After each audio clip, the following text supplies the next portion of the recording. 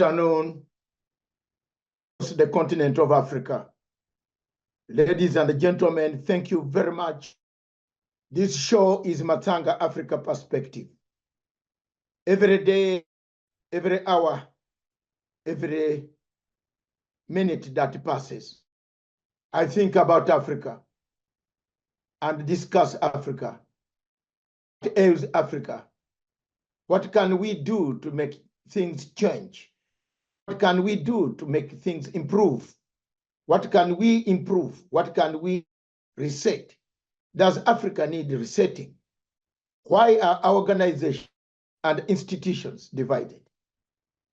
The 44th Ordinary Summit of Heads of State and Government of SADC took place, and I will start on 17th of August next week, where several heads of state, all SADC members, observers, local, regional, and African Union representatives will attend.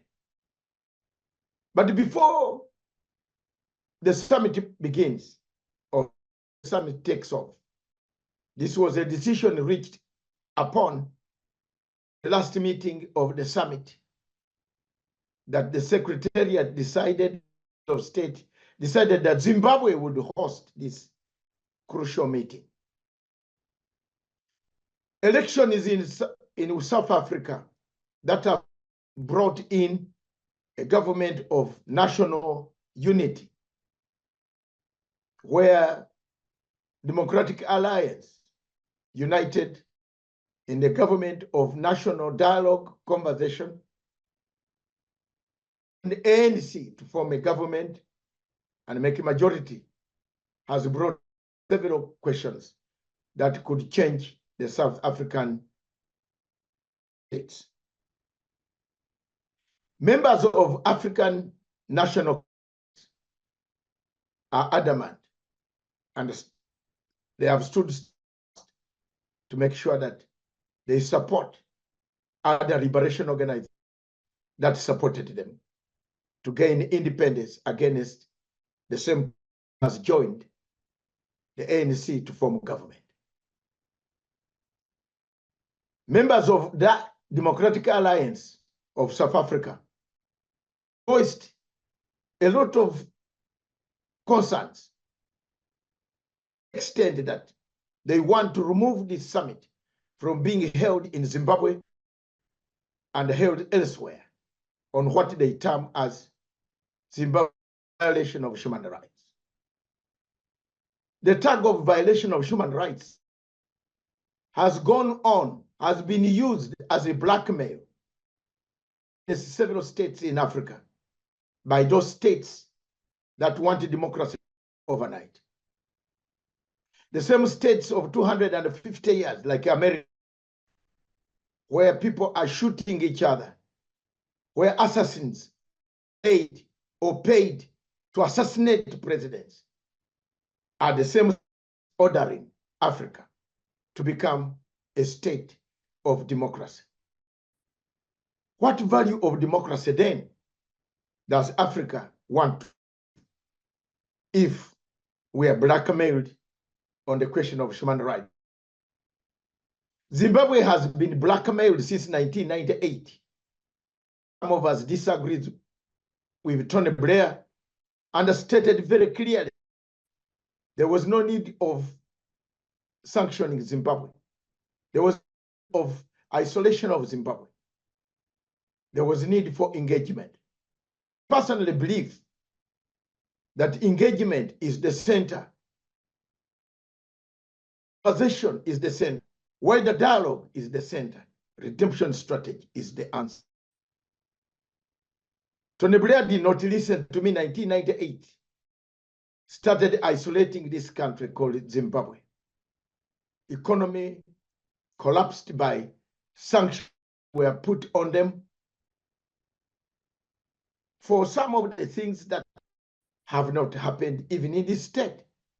The state of Zimbabwe, therefore, remains a state under the United Nations Charter, a full member, but discriminated by one permanent member or few permanent members the United Nations Security Council.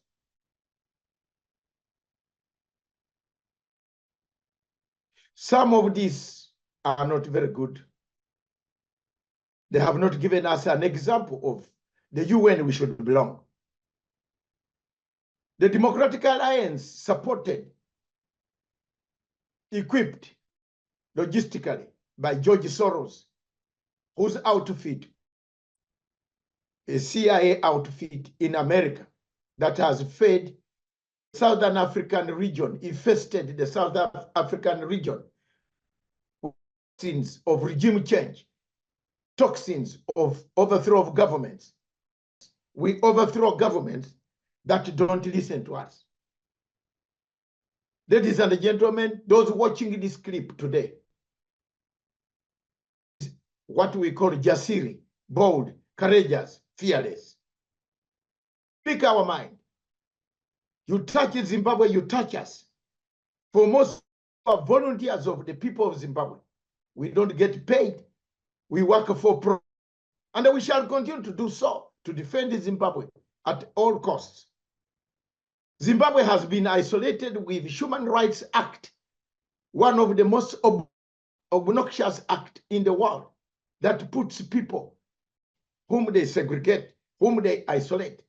Democracy means discussion. When did they discuss? Where did they discuss? Government of Zimbabwe to put an act, a humanitarian act, the American sanctions, and with Magnitsky Act of sanctions that is add on Human Rights Act is the most obnoxious that any can sit and wait and watch until it comes to our doorsteps. Pan-Africanism does not mean you keep quiet. Pan-Africanism does not mean you follow what other people are doing. Pan-Africanism means you stand up and speak your mind. Standing up to speak our mind does not mean we are part and parcel whatever is happening in Zimbabwe.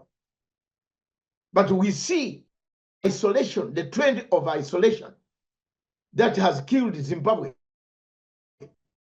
since 1998. It continues to be the trend. There has never let up. Every ambassador of the United States who arrives in Zimbabwe starts by attacking the government.